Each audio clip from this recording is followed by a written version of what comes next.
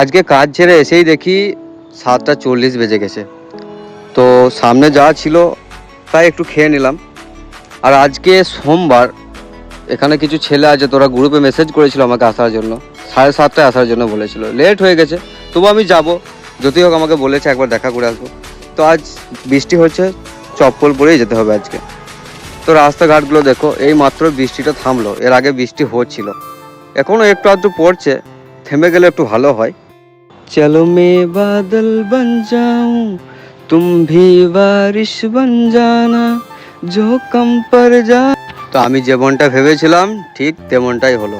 পুরো পার্কে একটাও মানুষ নেই, শুধু একটা গরু দেখতে পেলাম আমি, ও মনে হয় চলে যাবে। আর পিছনে বাঁশির আওয়াজ পাচ্ছি আমি, পার্কটা তাড়াতাড়ি বন্ধ হবে আজ। পুরো পার্কটা আজ ফাঁকা, কেউ নেই, হয়তো দু একজন আছে, এক্ষুনি চলে যাবে।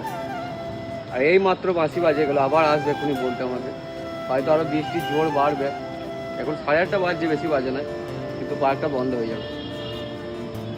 তো আফসোস লাগছে একটু, এমনিতেও তো পার্কে আসতে দেরি হচ্ছে, আমার আসা হচ্ছে না সব দিন। তারপরে আজকে এত সুন্দর একটু বৃষ্টি হলো, কিন্তু আমি ভিজতে পারলাম না।